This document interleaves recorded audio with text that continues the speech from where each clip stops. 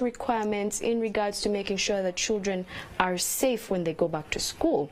One of the things being the burglar-proof bit of things, and also in regards to the fires. Do they have fireplaces, the fire extinguishers? Are they in position? As a parent, have you checked the school that you are taking your child back to?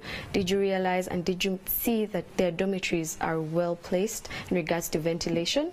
That is something for you. But to continue this conversation this morning, I am joined first of all by a parent, and she is Miss Intale.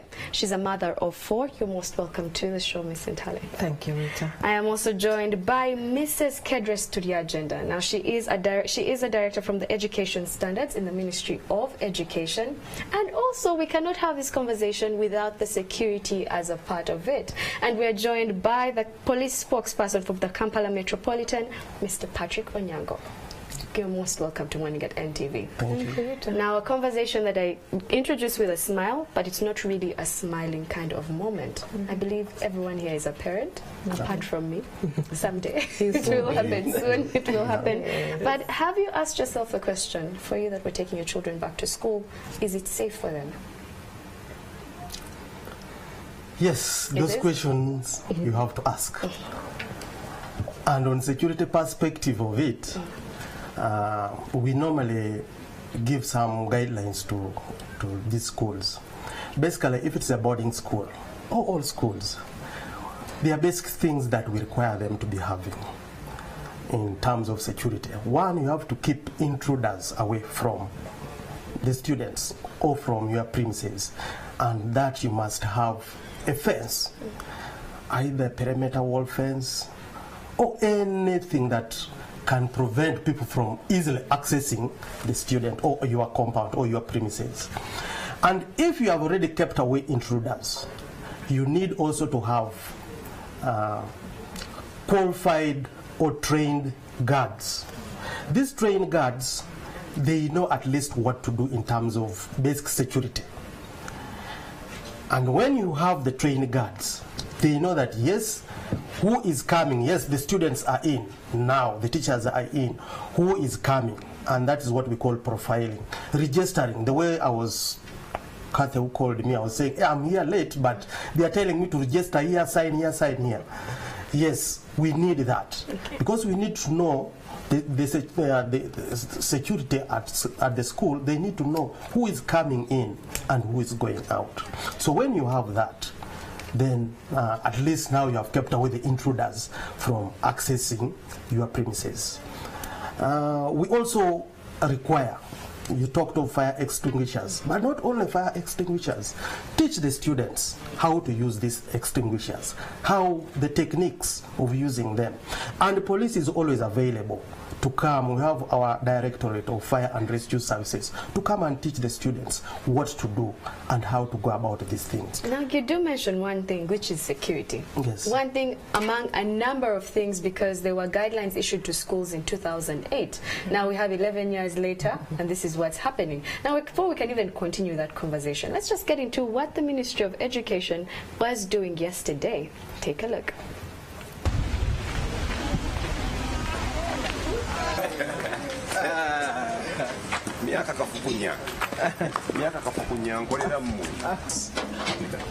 The recommended is that if someone inside can pass through here and open and lock himself inside here. So when we come here, we shall be free. Twagala amasomero agawerera ddala mukaaga naye olwali kuva ku makya ge tubadde tulambuddeko amasomero nga Sentinale, Masaka College, kati na wano Masaka Secondary. Naye ekinsanyusizza kiri kintu kimu nti amasomero ago gonna gateeka mu nkola ebintu bye twagagamba.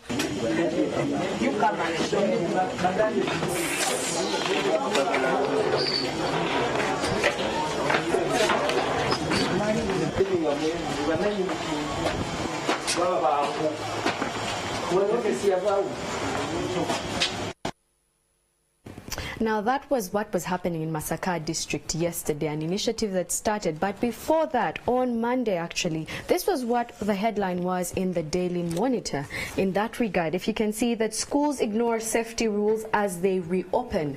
Now, from a parent's perspective, they have ignored. And one of the things was, first of all, fire extinguishers, CCTV cameras, among so many other things. And as a parent, Mrs. Ntale, have you actually, when you were taking back your children, because your children are between the ages of 16 and 11, did you make sure and ensure that these things were happening?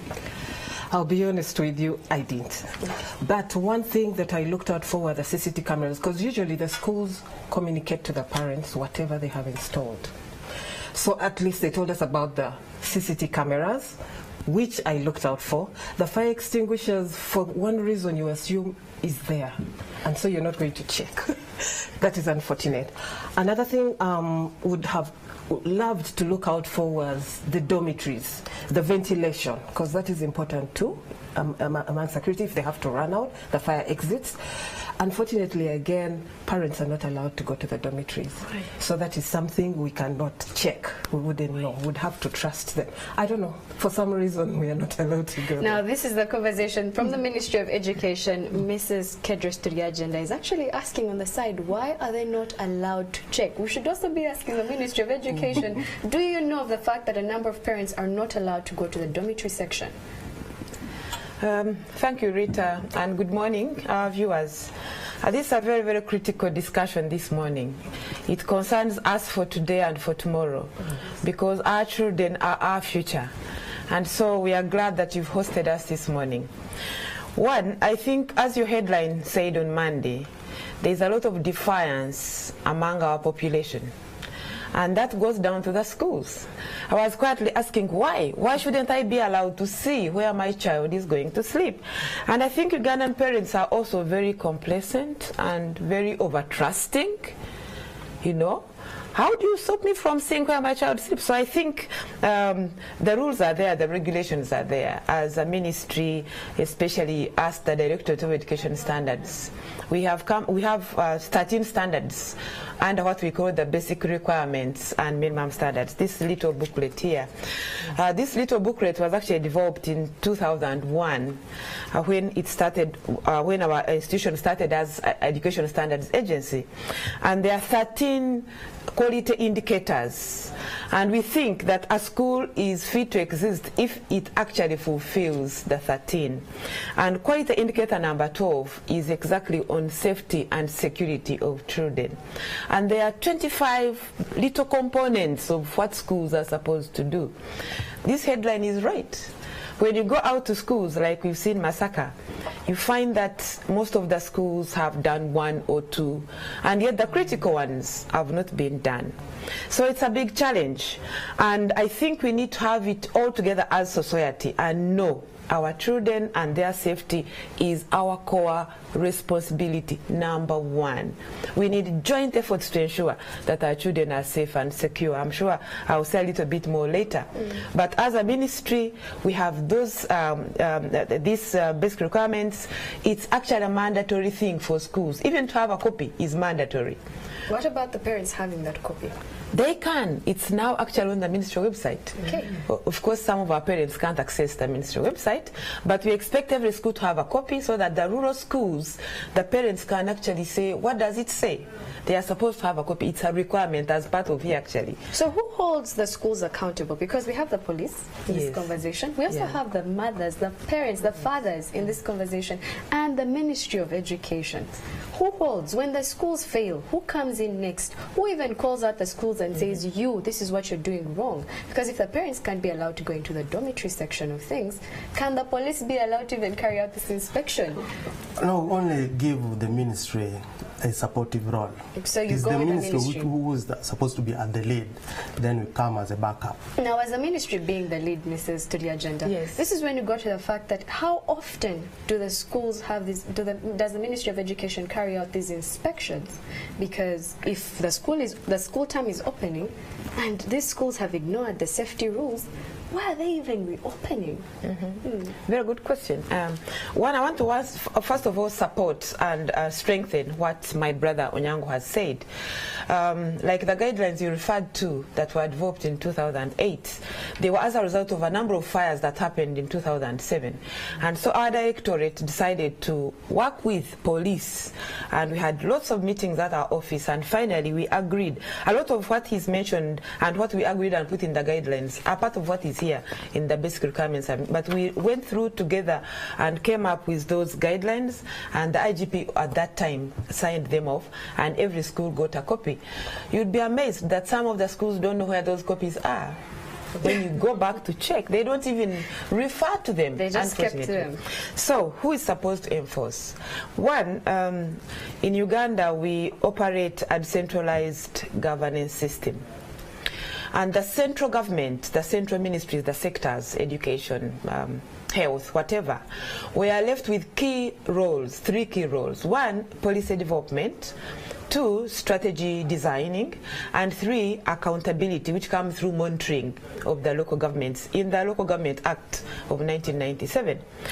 So most of the service delivery points are supposed to be overseen by the local government.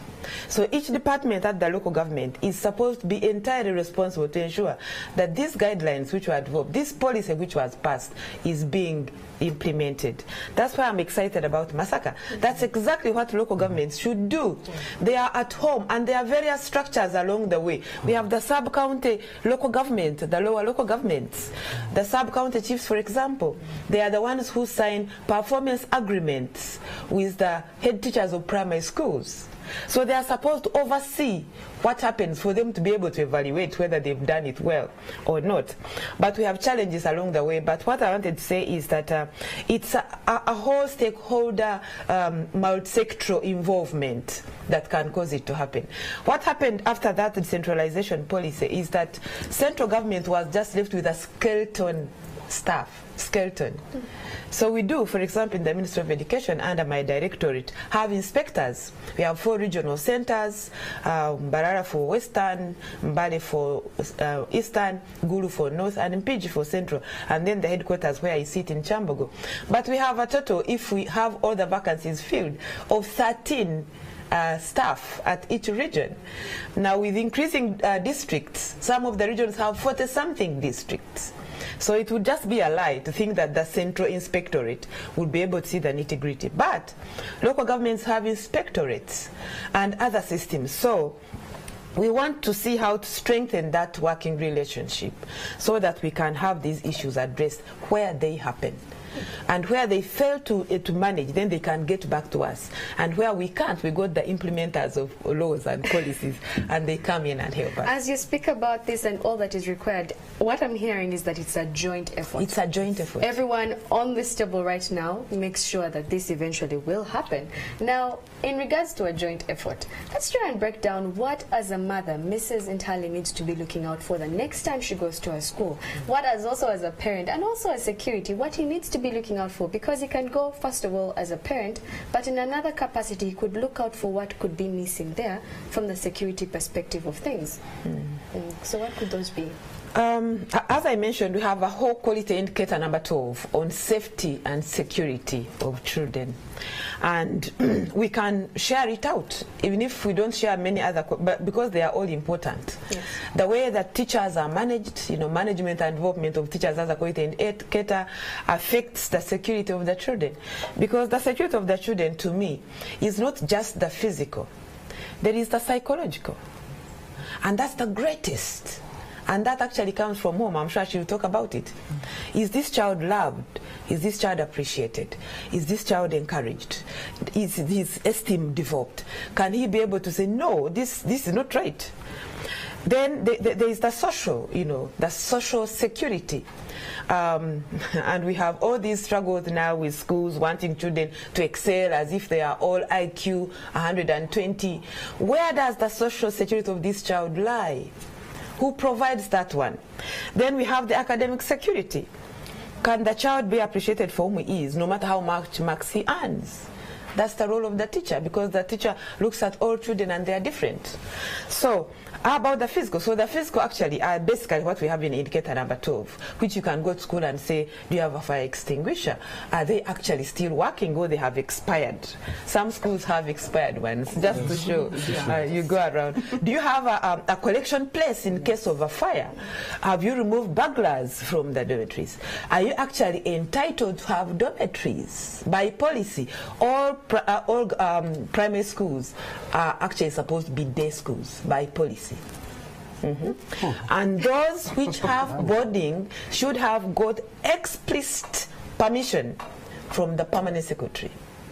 So a lot of the so-called boarding schools are actually illegally holding them, and you must have heard the First Lady when she released the PLE results reminding people that illegal schools which are unlicensed and unregistered and illegal dormitories should not operate. But now we need the local government people because they know to help us say this one is operating illegally, then we shall swing it and say please close. Okay. Now in that regard, for taking it to the parents, now there was a tweet, we did ask the question, which is what are some of the precautions that you take to ensure that your child is safe at school? And one of the tweets that came through is from Billia George, who says we need to do a follow-up of our children, especially those in the day section, because he will proceed somewhere but as a parent and you will think he or she is at school. Those that walk by.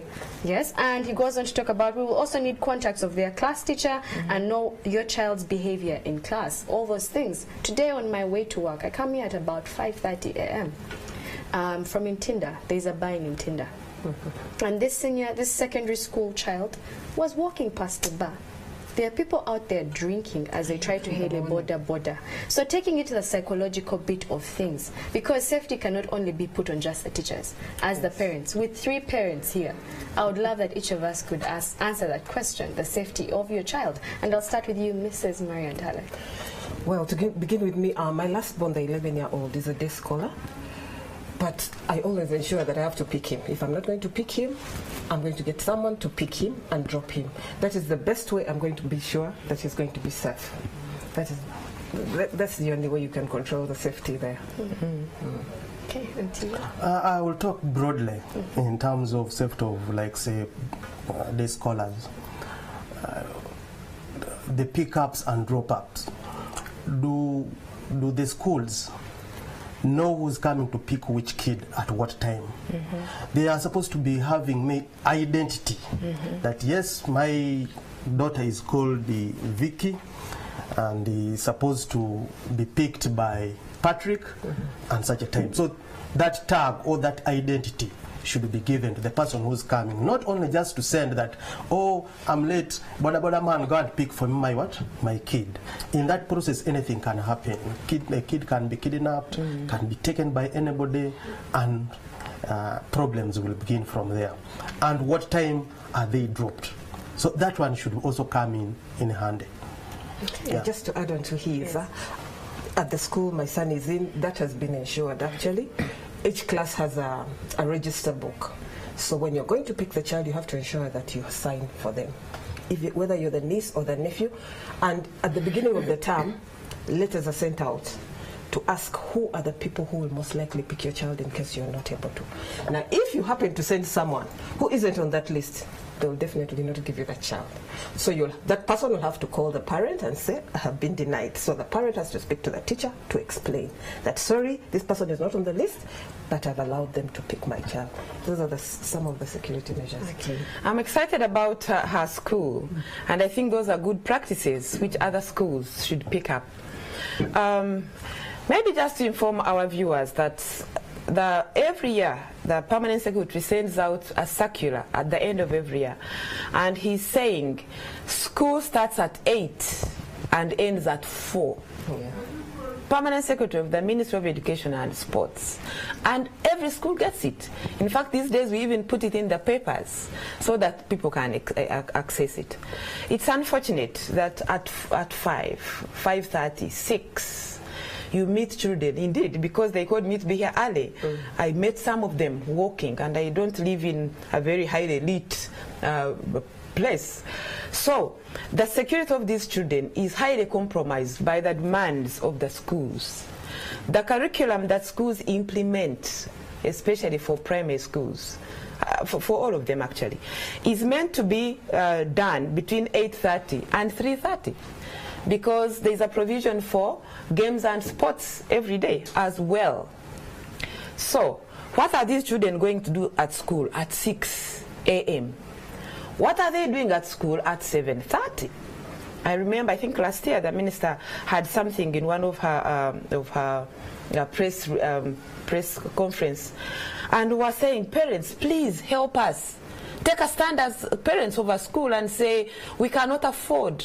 I've been told, Rita, that some parents have the guts of letting out their P1 kids, P2, sometimes preschool, outside the gates at 5 because they expect these picker vans to come round. And then he leaves, for those who have gates, he leaves the gate man and says, you know, be with him here as they come to pick, and goes back and sleep. Rita, that is not acceptable. I'm a mother. I told her as we were waiting that I started off with a set of boys. They are now 30. My children are now adults. They are between 25 and 30. But what kind of mother is that who will go back and sleep and leave your little toddler at the gate waiting for whoever? So I think we need to take this extremely seriously as parents and see how we can make sure our children are secure. Yes, and as we have that conversation still with a number of things being raised, and you start to wonder, how can parents do this? One thing is, we can't leave it only to the schools, we can't leave it only to the parents, but let's talk about training the child in regards to safety. If you see a fire, do you jump off a rail? Which stairs? How calm should you be in regards to that? Things like that. What should children be looking out for? Because these are ones that we leave at these schools, in boarding. These are ones that we send off during the day. How do we equip the children? On security perspective, we normally encourage schools to have security and safety committees. And in these security and safety committees, they discuss the problems within them and how to be secure at school. And even in these security and safety committees at school, it's supposed to be across board from all classes. And here it is where they will air out their views, and would normally encourage schools to pick up the points, the resolutions these committees make, and address them. There they will be first avoiding riots and strikes at school, and students will be getting to know what to do in case of fire outbreak. So that is normally what we encourage schools to do. Okay, and in regards to you as a parent, Mrs. Intale, what is that one thing you tell your child to do a number of times? Or because you have 4 children, how have you equipped them and trained them, either from home or even at school? What have you heard? Well, first of all, it is not to play with fire. Secondly, it is to run out the moment you know you can't control that fire. Look for the nearest exit and get out. But he mentioned something about training personnel. I know that is done a lot in offices, where some personnel are trained and then they do these fire drills, the mock drills where they will run out in case there's a fire. And I think that is something that needs to be stressed in schools. Students need to know how they are going to escape in case of a fire, so that they are not locked in and don't know what to do. Okay, and to the Ministry of Education? Actually, all those things are in indicator number 12. I'll just read 1 or 2 verbatim. One of them is what is mentioned. Each school is supposed to have a committee. There are several committees that this basic requirement requires, but that's one of them. And children are supposed to be represented on that committee so that they can bring out their views from their perspective on how they can be kept secure. But also, schools are supposed to have a 20-meter fire-free protection zone, according to these guidelines, around an institution's hedge, so that in case a fire is coming from outside, then the school can be protected. But also the drills are actually mentioned here. The children every beginning of term should be taken through the drills. designating a fire-free zone or a safety zone and training children regularly. How do you get to this place? How do you make sure that they are all here? Okay, and this book is The Basic Requirements and Minimum Standards for Education Institutions. Yes? And now in that regard, the conversation does continue on our social media platforms, which is how safe are your children? What precautions are you even taking to make sure that your children are safe at school?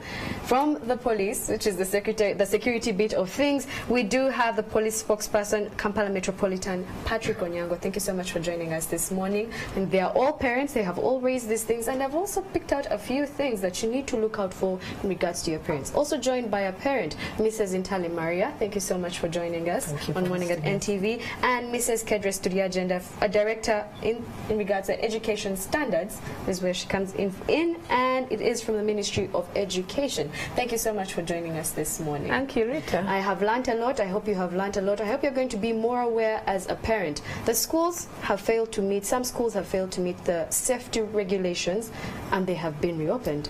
But you as a parent, have you even checked to make sure that these schools are safe for your children? Morning at NTV continues. I am Rita Kanya.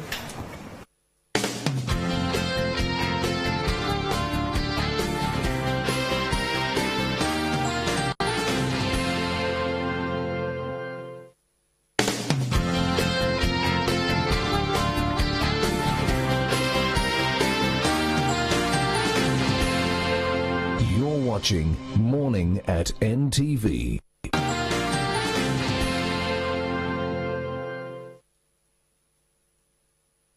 Coming soon on NTV. Coke Studio Africa is